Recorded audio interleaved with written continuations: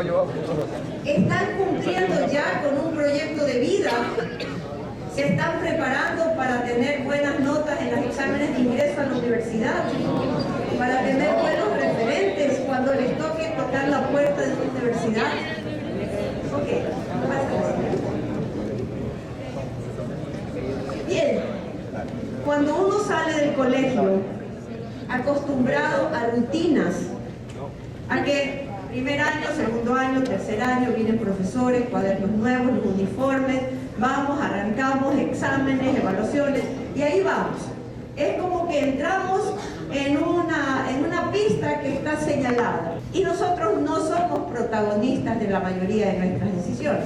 No decidimos si nos van a poner 2 horas de matemáticas o 5, no decidimos si el uniforme nos gusta o no nos gusta, no decidimos si vamos a poner la camisa por fuera o por dentro. Son cosas que se nos importan. Pasa la siguiente. Y el día esperado y temido llega. ¡Ah! ¡Bravo! Me gradué. ¡Bravo! Me gradué. ¿Y ahora qué? Pasa. ¿A dónde está el recién graduado? En la mayoría de los casos está en una cuerda floja. No sabe cómo equilibrar su vida de ahí en adelante. ¿Qué voy a hacer? Si ya no está ese camino trazado donde están los uniformes, eran compuestos, ahora yo tengo que elegir todos los días qué voy a hacer. ¿Y hacia dónde uno va? Ya no hay un camino preestablecido. Ahora toca, ¿qué toca? ¿Qué toca ahora? Ahora toca decidir, tomar decisiones. ¿Cómo toman decisiones los adolescentes muchas veces? ¿A quién se le pegan para tomar decisiones? Aquí no voy a pegar.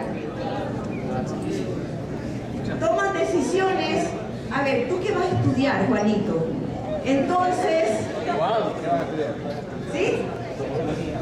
Me pego a mi compañero y me voy con él a la universidad a estudiar lo mismo para no tener miedo de estar solito. Otros, los aventureros, dicen, yo me voy a la luna a estudiar. Mis decisiones más importantes entonces, en la cuerda floja todavía, ¿cómo voy a ganarme la vida? ¿Y con quién voy a compartir la vida?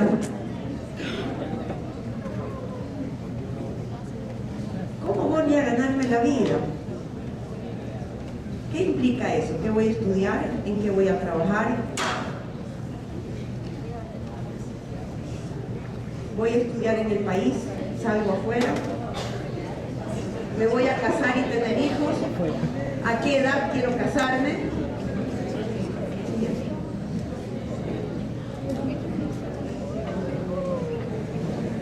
Nada de eso es fácil.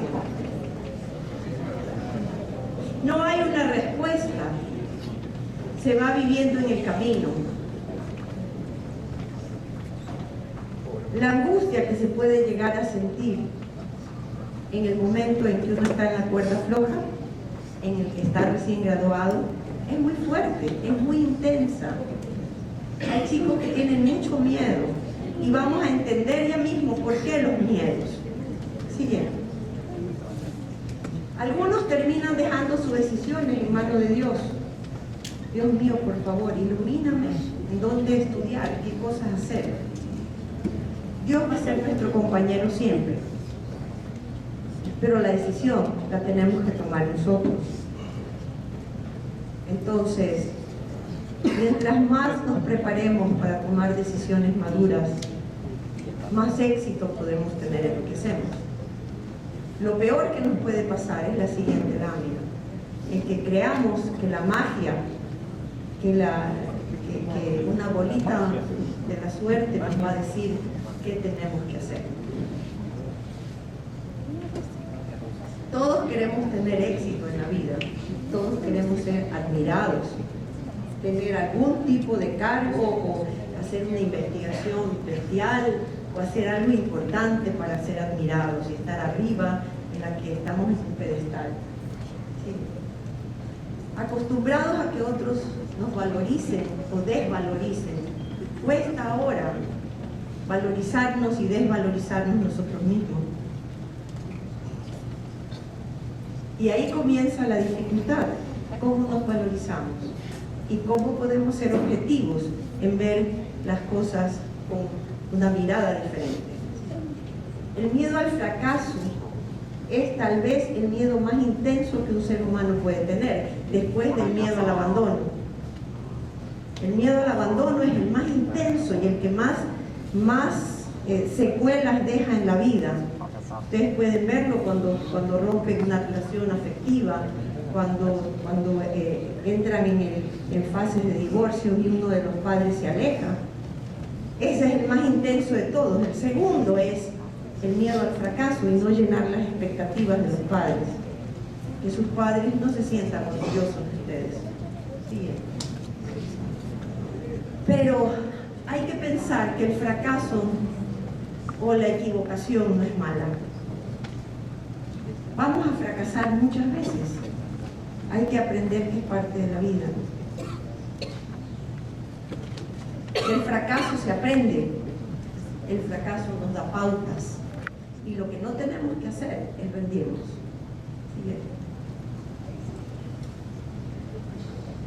Si no se intenta de nuevo, después de algo que sea un fracaso, eso es un fracaso. Pero que vamos a fracasar, ya lo están viendo hoy día. Fracasaron en una nota, eso no quiere decir que ya se acabó el mundo. Fracasaron en un campeonato de fútbol o en un campeonato de alguno de sus deportes. Sí, han fracasado muchas veces. Pero los que aprendieron la lección de que hay que luchar y hay que practicar más para llegar a su meta, esos tienen más fuerza. Yo siempre le digo a mis pacientes chiquitos que tienen miedo a equivocarse, que tienen temor a hacer algo porque podría salirles mal. Yo les digo, si tú tuvieras esa posición, hubieras tenido esa posición cuando tenías 1 año y aprendías a caminar, no hubieras aprendido a caminar nunca. ¿Cuántas veces te caíste mientras aprendiste a caminar? ¿Cuántas veces te caías y te levantabas? Y con muchas ganas seguías practicando. De eso se trata, de practicar más. Un esfuerzo más es un fracaso menos. El que no sabe esforzarse en secundaria lleva en su mochila una roca, y es una roca difícil de poderla superar. Piensen un poco en esto y luchen en estos 2 años por lograr cambiar esa actitud. Bien. En realidad, lo que les va a pasar es de que a veces estén arriba, a veces en medio, a veces abajo. Suben y bajan de acuerdo a las circunstancias. Esa es la vida. A veces tendrán éxitos, a veces se equivocarán, a veces tendrán fracasos, pero es un camino en el que hay que ir, sube y baja, aprendiendo a que del fracaso se aprende y que hay momentos en los que estamos arriba y bien. Para poder llegar muy alto se necesita una buena escalera, una escalera firme y sólida que nos lleve muy lejos. ¿Y cómo se forma esta escalera? Sí. El primer paso es que ustedes valoren qué herramientas tienen. Aquí sentados en este momento, ¿qué herramientas tienen? Dale. Vamos a ver de abajo hacia arriba. ¿Qué nomás tienen? La construcción básica de su personalidad, que es la mezcla entre el temperamento y el carácter. ¿Y dónde lo pueden leer? En su conducta. La conducta habla de su temperamento y su carácter. Vamos a ver brevemente qué es cada cosa. ¿Cuáles son sus apoyos familiares? ¿Con quién cuentan? ¿Cuáles son sus capacidades? ¿Y cuáles son sus defectos? ¿Por qué es importante reconocer los defectos? ¿Quién tiene una idea? ¿Por qué es importante reconocer defectos? Para poderlos superar, para trabajar en ellos. ¿sí? Si yo, y ustedes lo van a ver al final, si cada fracaso mío o cada error mío, yo le echo la culpa a alguien de afuera, nunca voy a cambiar, jamás voy a cambiar. Si saco una mala nota es porque el profesor es un desgraciado que me hizo un examen muy difícil. Si peleo con mi novio es porque mi novio es un tal y cual. Si peleo con mi mamá es porque ella es y ella no puede y ella no sabe y es, etc. Siempre los demás tienen la culpa. La persona que tiene esa posición, lo vamos a ver al final, tiene un defecto severo porque nunca va a cambiar. El primer paso es reconocer, aquí estoy mal y aquí tengo que cambiar. ¿De acuerdo? Luego vienen mis creencias y mis valores. Y toda esta colección de cosas forman mi identidad, que es mi esencia. ¿Quién soy yo? Yo soy una mezcla de todas esas cosas. Siguiente. Entonces, ¿cuál es mi estructura básica? Y aquí ustedes tienen que ponerse a pensar. Nosotros tenemos una mochila que la venimos cargando desde que éramos un bebé en la barriga de nuestra mamá. Ahí comenzó a meterse cosas en esa mochila, como factores de herencia, cómo estuvo la mamá durante el embarazo, los factores del ambiente cuando recibieron al bebé. Ya comenzaron a poner piedras en esa mochila. Unos tienen más carga que otros, es una realidad. Siguiente. ¿Qué dice el doctor Daniel Leibniz, que es uno de los genios que ha estudiado el cerebro y la conexión con el comportamiento? He conducido más de 5.000 estudios, ahora ya llevo más de 10.000, esto es hace muchos años atrás. La lección que he aprendido sobre el cerebro es que sin un funcionamiento adecuado es muy difícil llegar a ser exitoso. El primer paso para el éxito es comprender los patrones de trabajo cerebral para luego optimizarlos. Primero, optimizar los circuitos cerebrales y luego ingresar nuevos programas. Eso suena como computadora, ¿verdad?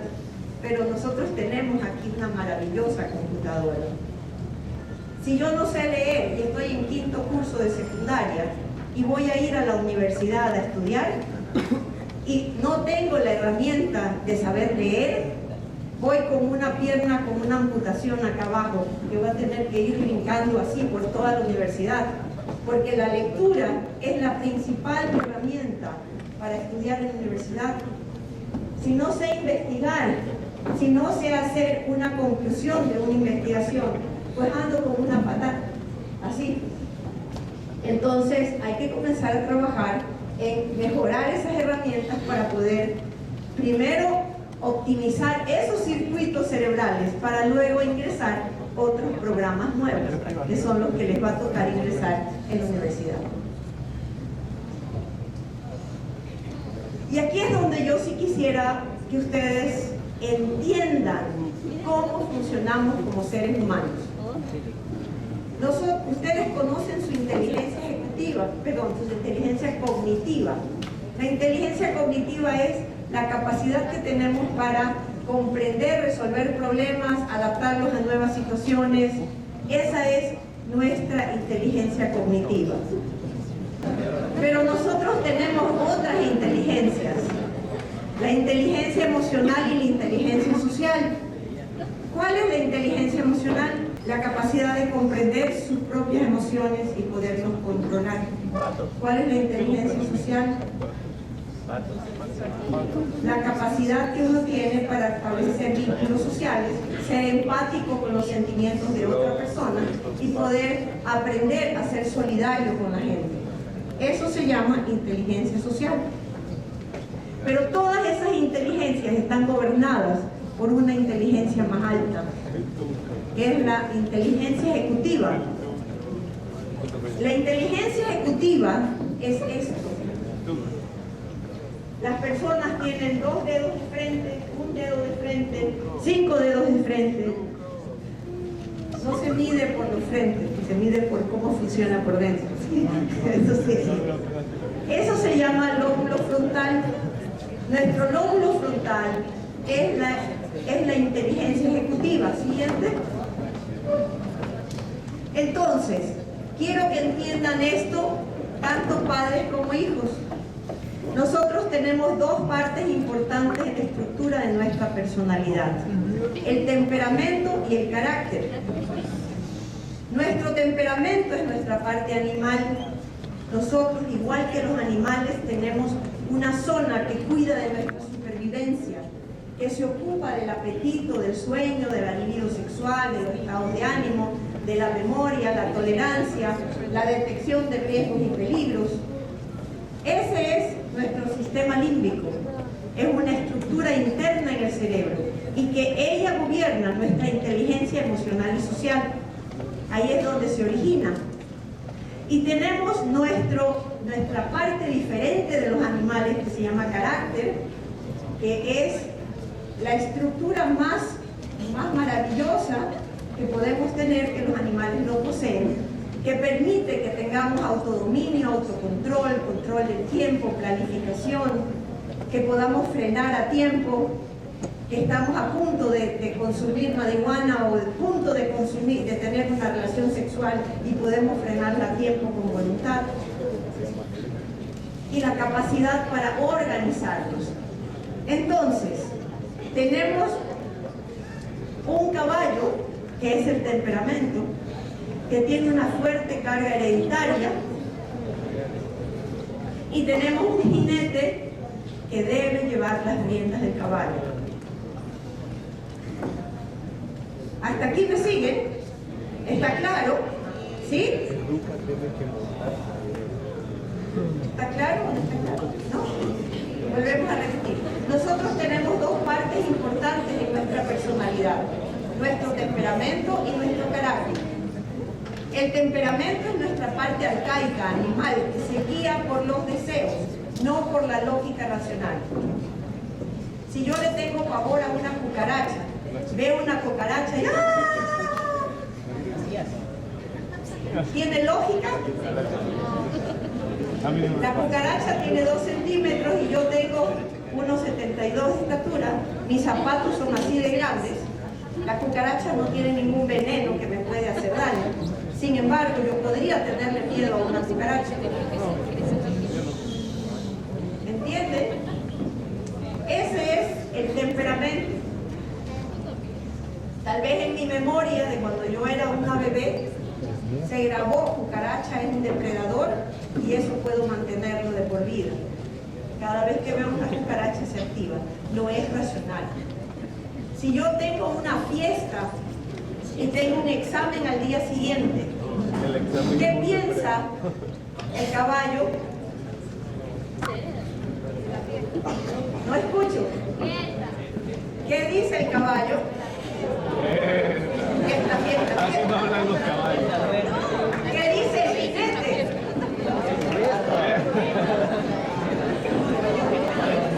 El jinete dice estudio.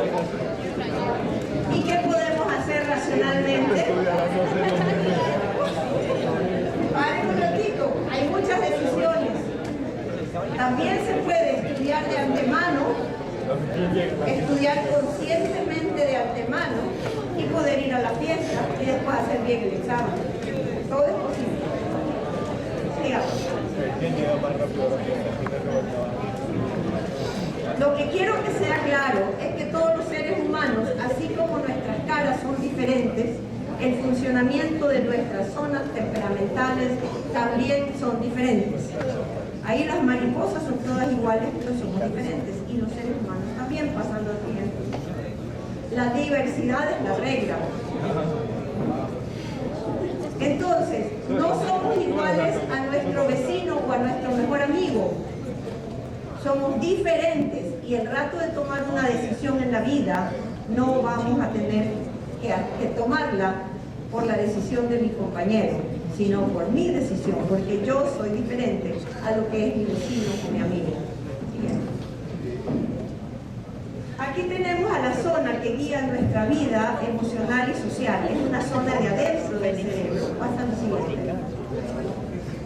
Que se ocupa de los trastornos, de los miedos, de la ansiedad, de los estados de ánimo, el apetito, el sueño, es la zona que genera el estrés y regula la activación e inhibición. Siguiente. Cuando este sistema límbico, esta zona interna del cerebro que les acabo de mostrar, no funciona correctamente, podemos tener algunas de las patologías psiquiátricas que están en ese árbol. Hay muchas alternativas y es sumamente importante detectar antes de enfrentarnos a nuevas etapas que tenemos adentro, sobre todo las más comunes.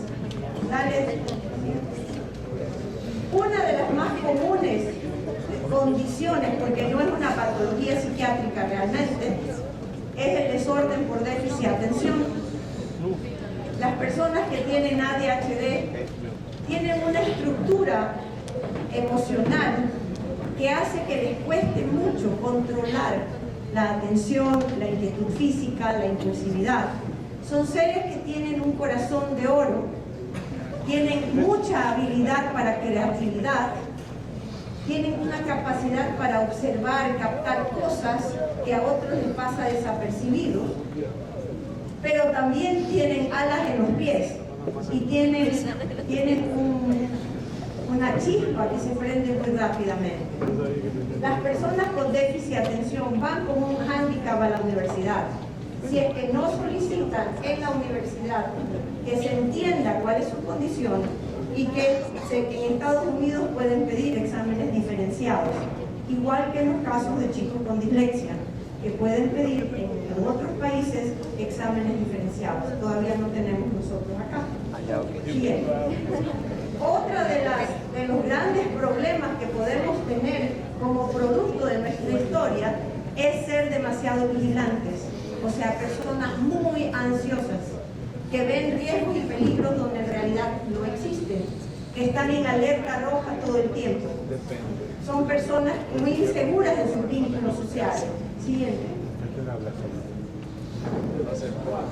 Y esta es una de las señales que pueden encontrar en las personas que son muy ansiosas. Siguiente. Otra de los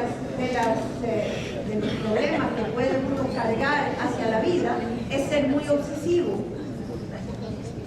Algunos chicos son demasiado perfeccionistas y siguen pensando que si las cosas no son perfectas, no valen la pena. Entonces, si no lo puedo hacer perfecto, mejor no lo hago. Ese tipo de excesiva culpabilización lleva consigo el pensar demasiado en qué piensan los demás de mí y se vuelven personas muy vigilantes. Siguiente. Los desbalances del ánimo son tal vez el segundo más común o tal vez el primero más común, que es un ánimo que no es estable, que a veces está muy acelerado, otras veces está muy deprimido o que fluctúa muy rápido. Está muy bien y algo le dijeron y se chispoteó y se puso fuera de control. Los cambios de estados de ánimo, pasan al siguiente, van acompañados de una alteración en la percepción. ¿Qué ven allí? ¿Un conejito? Ambos.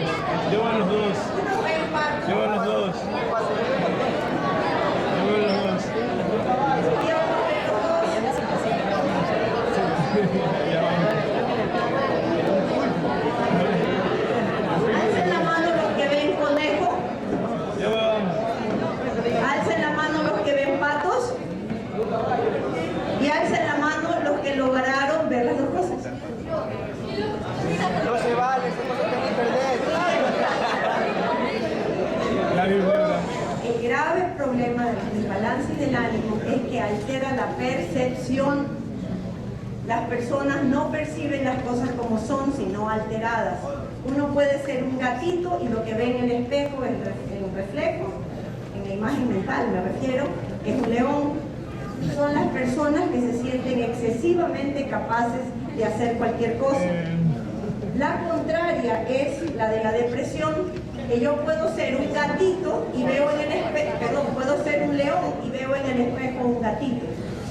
Y esta es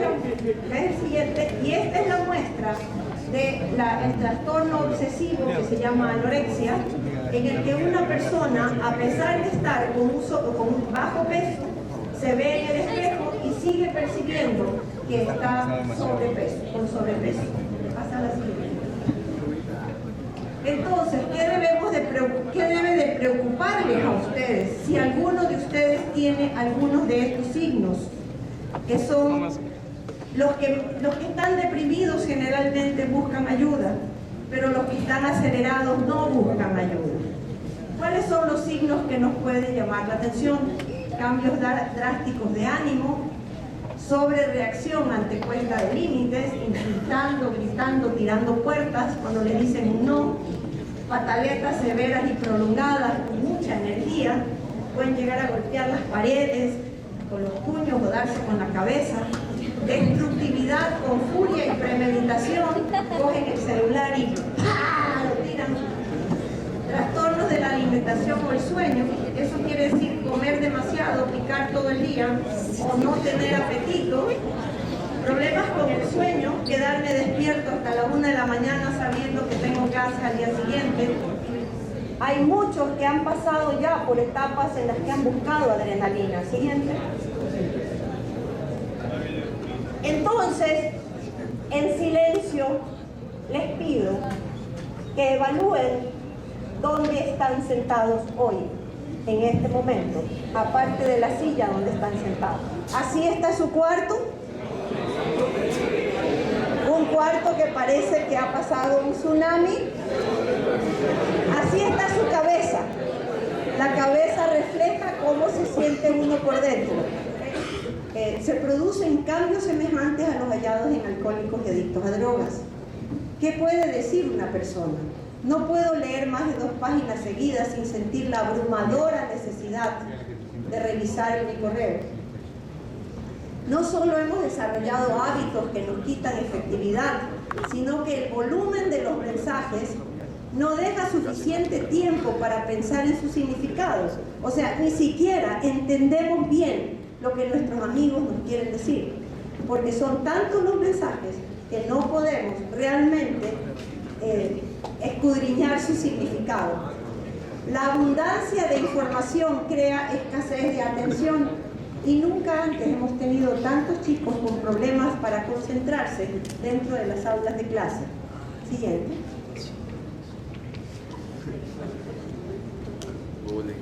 Y aquí tenemos una de las cosas que lastiman a otros seres humanos, haciendo bullying por el teléfono.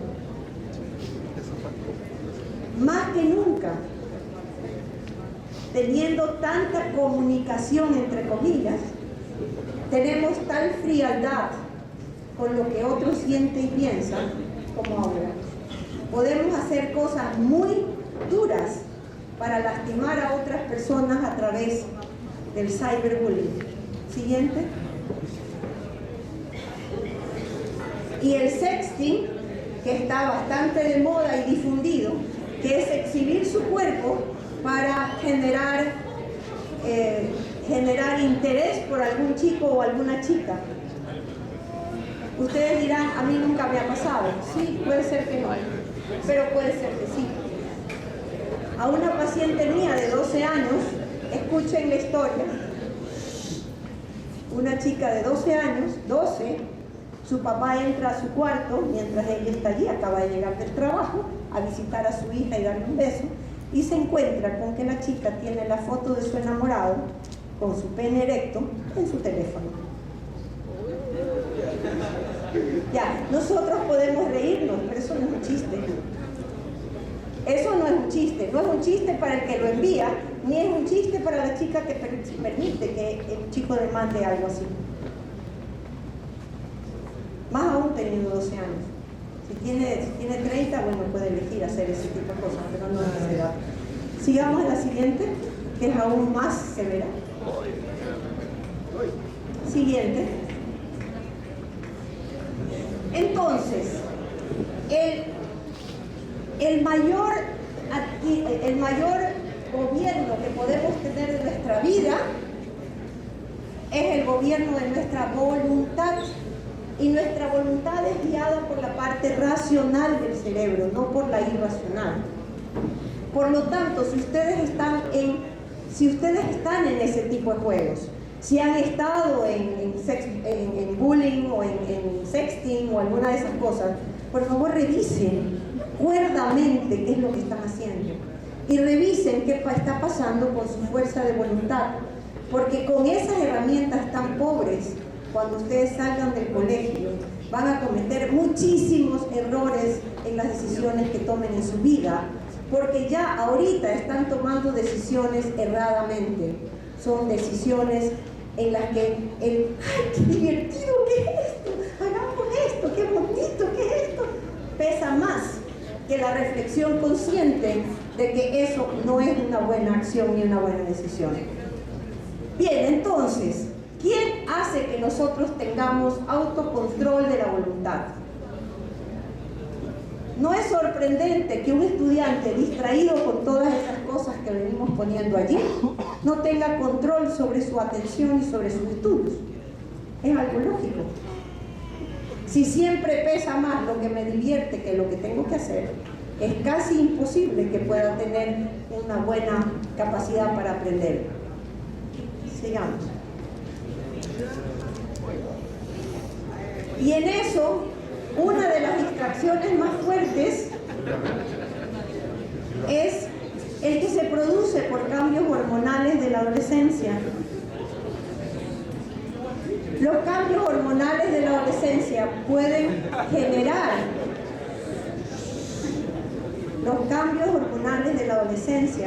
generar deseos sexuales, es normal, pero sin control de la voluntad podemos entrar en serias dificultades. Siguiente.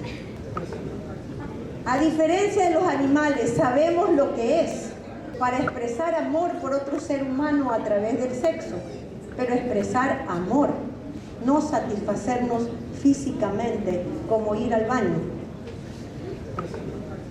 A diferencia de los animales, sabemos lo que es y tenemos la capacidad y el poder de controlarlo y manejarlo con nuestra... ¿Con qué? No escucho. ¿Con qué hay que controlarlo? La voluntad. ¿Sigue? Muchas veces cuando se ha llegado a la cima o se ha logrado tener una relación con X persona, cumplí mi meta y objetivo, ya llegué allí. Siguiente. Pero de pronto viene una sorpresa, que esa sexualidad sin control tuvo consecuencias. Consecuencias que no controlamos, porque no pensamos que podía haber una consecuencia de una sexualidad sin control. Siguiente. Cuando se recibe la información, es diferente cómo lo vive la chica y el chico. El chico entra en una crisis de preocupación, no sabe qué hacer. ¿Y qué decide hacer en la mayoría de los casos? Siguiente.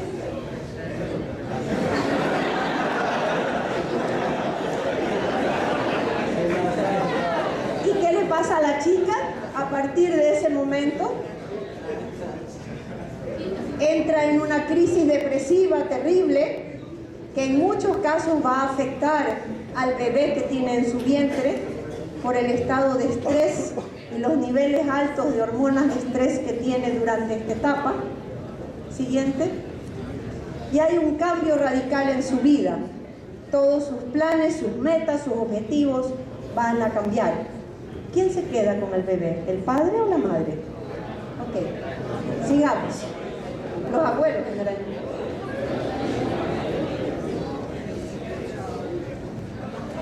¿Vale la pena esta revuelta en la vida de una persona por no tener control voluntario de su vida? ¿Por hacer que las situaciones inmediatas, lo que está pasando ahorita, gobierne la vida? Sin tomar una decisión consciente y seria de lo que está pasando y de lo que está haciendo. Siguiente. Por suerte tenemos la luz de la iluminación. Pásala, las próximas van a ir un poquito rápido. Nosotros construimos, escuchen esto, a partir de los 18 años, aquello que ya se construyó desde abajo hasta acá por nuestros padres, que son todos los valores, las creencias, todo lo que los padres fueron construyendo en educación, en formación. Normalmente a los 18 años ya está bastante desarrollado esta función ejecutiva. No está terminada, pero está bastante desarrollada en las personas que han hecho un buen desarrollo. Eso quiere decir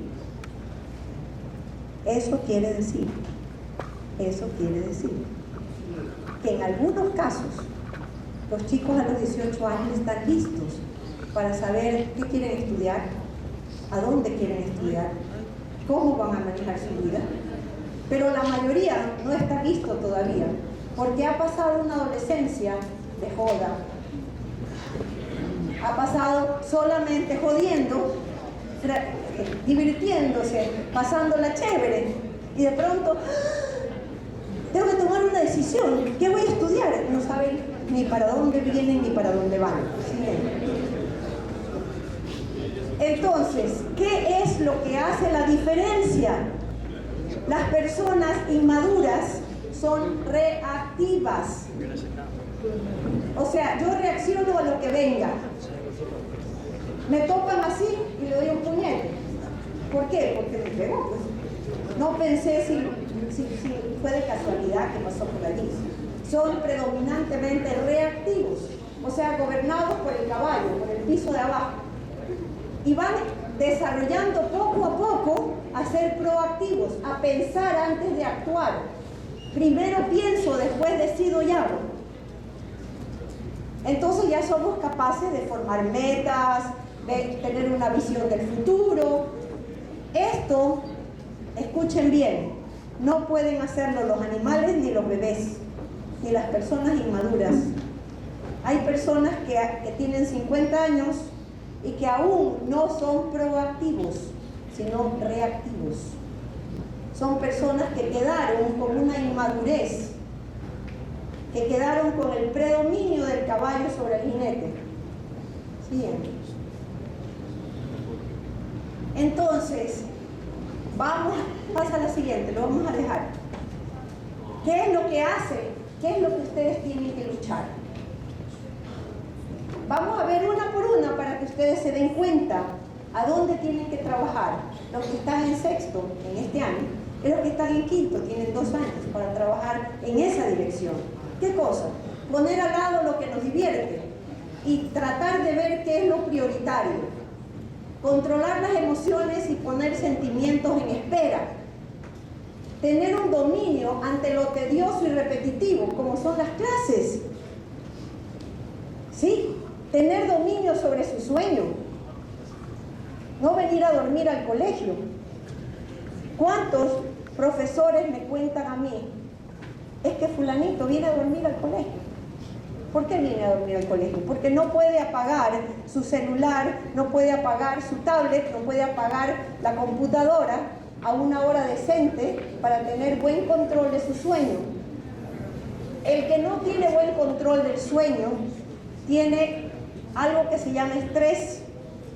El estrés, elevado los niveles de cortisol, que es la hormona del estrés, lastima las neuronas de la memoria. Entonces una persona que no duerme y descansa correctamente no puede estudiar porque no tiene memoria. Entonces el que es chéverísimo, que se pasa hasta las 2 de la mañana con su celular comunicándose con los amigos, se está lastimando en su capacidad para estudiar. Dificultad para ejecutar y persistir en tareas que tengan consecuencias postergadas. Me gradúo en 2 años, entonces dejémoslo para después de 2 años. La consecuencia está postergada. El lenguaje interno para autocontrolarse, para dirigir su propio comportamiento. Siguiente. Siguiente. Dejemos esa de allí. Entonces, yo les pregunto a ustedes, ¿están listos para ser adultos? ¿Cuál es la diferencia entre un adulto y un niño? La diferencia está en el desarrollo y eficiencia de las funciones ejecutivas. ¿Qué tan lejos están de una persona adulta y madura? ¿Están en condiciones de tener relaciones sexuales de las que puede venir un niño? ¿Están en condiciones de ser padres? ¿Están en condiciones de tomar decisiones que lastimen su cerebro? El cerebro de un chico que bebe alcohol en demasía desde los 12 años es un cerebro afectado, sobre todo en su lóbulo frontal. Siguiente, pásala. Entonces las decisiones eran estas: cómo voy a ganarme la vida, qué voy a estudiar, cómo voy a trabajar, etcétera, etcétera. Siguiente. Elección de carrera. Yo les voy a contar una anécdota que les cuento a todos mis pacientes que quieren elegir una carrera. El rato de elegir una carrera no es igual que cuando uno elige una especialización. No tiene nada que ver. La elección de una carrera implica imaginarse el mundo como una escena de teatro. Cada persona ocupa un rol. Este hace de médico, el de acá hace de abogado, el de acá hace de ingeniero, el de acá hace zapatero, el de acá es panadero, el de acá... Cada uno tiene un rol. Eso quiere decir que tenemos que elegir un disfraz. Nos paramos frente a un closet gigante donde hay un montón de disfraces, y si somos maduros en la elección, vamos a poder elegir el disfraz que va con nuestra identidad, que va con nosotros mismos. Cuando nosotros representamos un papel en la escena del teatro de la vida que corresponde con el interior, vamos a ser muy felices en lo que hagamos y vamos a ser muy eficientes. Pero si no, nos vamos a pasar eligiendo primero este disfraz, después el de acá, después el de acá, este no me calza, entonces me pongo el de acá, y eso retrasa y quita eficiencia en lo que van a hacer en la vida. Sigamos. Sigue la siguiente. Para muchos, el principal interés es ganar dinero. Si lo que yo quiero es ganar dinero, puedo equivocarme mucho en la elección de qué voy a hacer. Otros quieren ir rapidito. Lo que yo quiero es terminar rápido y salir. También eso es una equivocación. Los avances lentos, asertivos, son tal vez más importantes. Siguiente. En cuanto a la elección de pareja, hay que elegir la pareja con criterios maduros, valores y creencias racionales, y no con el impulso del momento, y menos aún empujados por un embarazo. Siguiente. La llegada de los hijos debe ser cuando estamos maduros para darle una familia sólida y estable, no cuando cometimos errores de adolescentes. Siguiente. Amar es un verbo y no un sentimiento. ¿A dónde se lee el amor? El amor se lee en las palabras: te quiero mucho, eres la mujer de mi vida, eres el hombre, el príncipe azul de mi existencia. Ahí se lee el amor. Se lee en las acciones, en qué hace la persona. Si alguien te quiere, estará contigo en las decisiones de prudencia, espera y compromiso. Siguiente. Entonces, brevemente vamos a evaluar las herramientas disponibles. Esto es fácil, va a ser muy fácil. Siguiente. Nuevamente, todo el punto de partida de nuestra esencia. Siguiente. Entonces, vamos a evaluar nuestras habilidades. Hay 3 tipos de habilidades importantes: el sistema de atribuciones, nuestra forma de comunicación y la habilidad para autorregularnos. ¿Cuál es la habilidad atribucional? Pasa a la siguiente. Cuando me pasa algo, ¿a qué se lo atribuyo? ¿Qué es lo que les decía hace un rato? ¿A qué le atribuyen que están con sueño algunos? ¿A qué le atribuyen que algunos están con sueño, que la charla está aburrida, que no dice nada interesante, que no me compete porque todavía no estoy en esa etapa de mi vida, que no quisiera que me hablen de la vida o del futuro o del proyecto de vida porque estoy lejos todavía de hacerlo, porque no me compete, porque eso es parte de lo que tienen que hacer mis padres, planificar mi vida, inclusive la que viene después. ¿Por qué peleé con mi mamá hoy día? ¿Por qué me llevo mal con mis hermanos? ¿A qué se lo atribuye? ¿Por qué tengo problemas con mis compañeros de clase? ¿A qué lo atribuye? Es que me molestan, es que me miran mal, es que no me prestan, es que no me... ¿Qué hago yo? Adentro mío. Siguiente. ¿Cómo me comunico con las personas? ¿Cuál es mi estilo de comunicación? Hay personas que tienen formas agresivas de comunicación, otras demasiado pasivas, pero pocos son asertivos realmente. Siguiente. ¿Qué es ser asertivo? Es saber decir no, saber elegir entre buenas y malas decisiones, controlar las reacciones y asumir sus consecuencias. Siguiente. La autorregulación. ¿Qué significa? ¿Cómo me dirijo yo desde el interior? ¿Qué hago yo para dirigir mi conducta? ¿Yo hago mis deberes solo o tengo que tener a mi mamá, a mi papá o un tutor al lado para poder cumplir? ¿Qué tanto yo me autorregulo? ¿Todavía me tienen que decir de bañarme? Todavía me tienen que empujar, oye, no te has lavado los dientes en 3 días, por favor, tienes un aliento a perro. Pasan todas esas cosas todavía en su vida. Siguiente.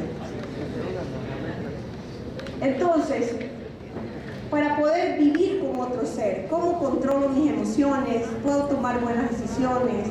¿Controlo mi fuerza de voluntad? ¿Sé establecer prioridades? ¿Puedo conducir con eficiencia mi vida? ¿Respeto a autoridades y límites? Ahí tenemos las 3 habilidades importantes. ¿Cuáles son las 3 habilidades? Ya las vamos a revisar después. Sigue la siguiente. Y los 2 pilares son la base de mi autoestima y mi seguridad. ¿Cuánto valgo? Por un lado. ¿Y cuánto puedo?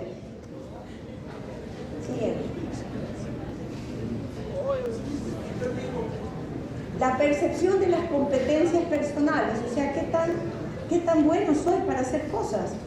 ¿Qué tanto si yo me arriesgo a hacer las cosas las voy a hacer bien? ¿Qué tanto me lanzo a hacer cosas? Ustedes van a poder darse cuenta de sus limitaciones solamente cuando ustedes ya estén lanzados a volar.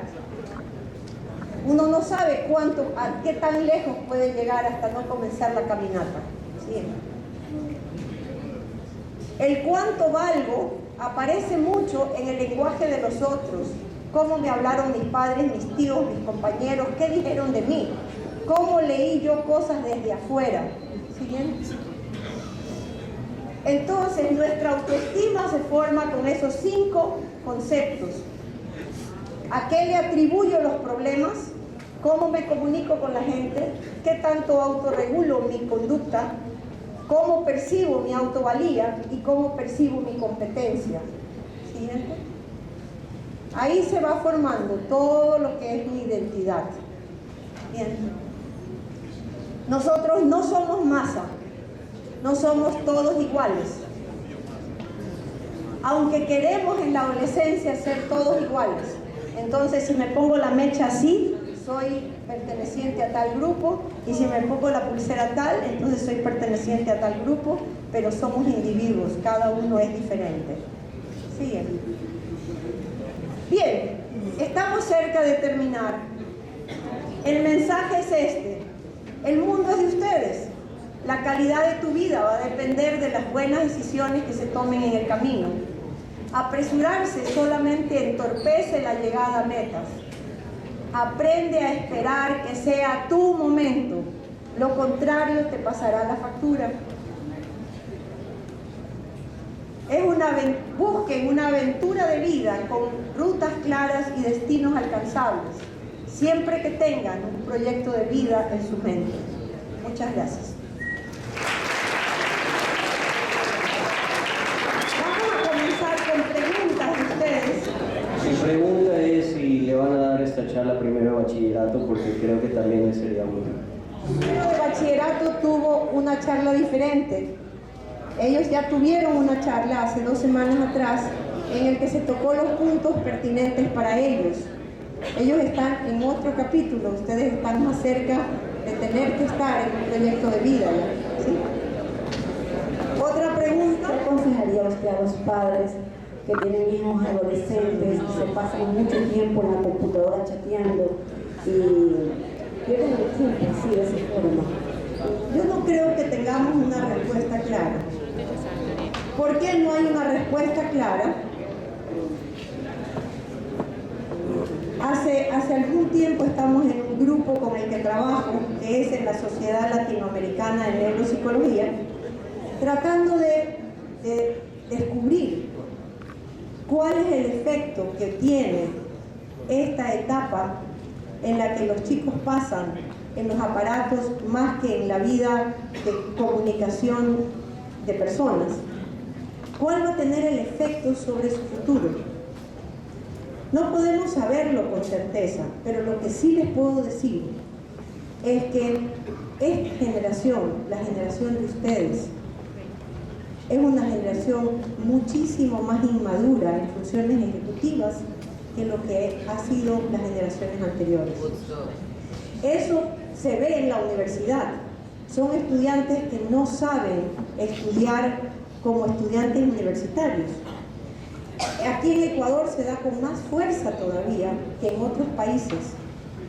En Alemania, por ejemplo, a los hijos desde muy chiquitos se les enseña que en el programa de televisión hay un horario y que ellos tienen el derecho a elegir un programa o 2 programas, pero tienen la obligación de aplastar el botón de se acabó. Eso no está pasando en nuestro medio. Los chicos pasan el tiempo que les da la gana en juegos de video, conectados con sus amigos. Entonces, el desequilibrio que hay entre lo que deberían hacer y lo que están en ganas de hacer es tan fuerte que es una generación que no tiene conciencia de hacia dónde va. La única manera es cortarles el cable, cortarles la televisión, cortarles... ¿Qué hacen todos los padres cuando tienen malas notas? ¿Qué hacen los padres con los hijos que tienen malas notas? Le quitan todo. No van a fiestas, no tienen celular, les quitan el Wii, les quitan todo. ¿Por qué? ¿Por qué? A ver, ¿por qué tienen los padres que quitarles todo? ¿Ah? ¿Por qué? Porque no hay autorregulación, entiéndanlo. La persona que ya está cerca de ser un adulto puede chatear hasta las 10 de la noche, comunicarse con sus amigos, aplastar el botón de pausa, decir chao a la computadora o al juego o al yo qué sé qué, y acostarse a dormir, descansar, venir al colegio descansado. Puede armonizar su vida. Si eso no lo pueden hacer, es difícil para los padres. ¿Qué consejo les voy a decir? Apaguen el tele de la casa, desconecten el teletable, quítenle el internet, eliminen ese gasto de su... Cuando un muchacho ha crecido con responsabilidades, no empieza a hacer nada de eso. Ahora, lo que yo sí creo que en la etapa de ustedes, y yo lo vi, y hablo con los chicos de Quito, es que lo que los invito es que descubran lo valiosos que son, cuántas cosas excelentes pueden hacer. Les digo una cosa, por ejemplo, el tema de las campañas. Yo a los chicos lo vi sentados en un piso, con pleno sol, haciendo cosas maravillosas. Si tan solo alguien, un adulto, identificara esas fortalezas que tienen, descubrirían lo artísticos que son, lo creativos que son. Pero el problema es que muchos de ellos han crecido con los padres trabajando o las mamás ocupadas. Entonces no es una generación que no tenga Miren, yo he descubierto en ellos, porque soy una mamá muy vieja, he crecido con ellos, que tienen unas cualidades impresionantes. Me da pena que no las identifiquen con claridad. Entonces, las niñas podrían haber estado aprendiendo a hacer cosas hermosísimas, ¿no es verdad? Y los quiero muchísimo. Los varones ya estarían ahorita con becas deportivas. El tema es saber lo que ustedes valen. Y yo quiero decirle a todos los chicos de Quito, yo trabajé muchos años en un campo en recursos humanos. Yo, de verdad que en ustedes veo una inteligencia propia y una alegría de vivir que pocos chicos lo tienen. El problema de ustedes es que no están tomando con seriedad para lo que han venido al mundo. Por ejemplo, yo veo chicos que tienen una creatividad impresionante. Jaime Andrés Vidal hace cosas hermosísimas, ¿ya? Y cualquiera diría, o sea, capaz que es el peor en matemáticas, podría ser, pero no. Fortalezcan lo que son y minimizar para los que no tienen fortaleza. O sea, el que pretende ser el mejor en matemáticas y por Dios no puede ni sumar, no lo siga intentando, capaz que es la literatura, capaz que es el arte, pero ya descúbranlas, porque nadie les está ayudando a descubrir. Ustedes tienen que darse cuenta, ¿ya? Entonces, ese es el lado. No es cuestión de que alguien venga a apagar el televisor y que les quite el internet. Yo de verdad no sé ni siquiera lo que es un castigo. Pero yo sí creo que yo tuve la gran ventaja de que pude dedicarme a mis hijos y sé lo que son y lo que podrían ser. Cada quien escoge. Entonces, no es cuestión de apagar el televisor. Me parece hermosísimo el mensaje. Descubre cuáles son tus habilidades y disfrútalas, desarróllalas, potencialas. Eso es súper válido, súper válido.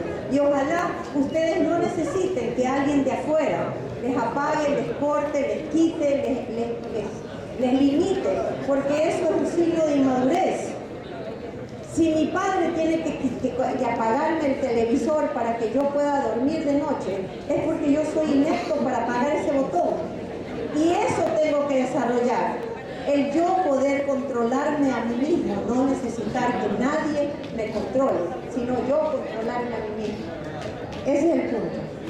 Y quería decir que mi opinión sobre esto no hay que, por así decirlo, cancelar la televisión y apagar todo, sino mi opinión es poner un horario también. El compañero sugiere poner un horario. ¿Quién debería de poner un horario en quinto y sexto curso de secundaria?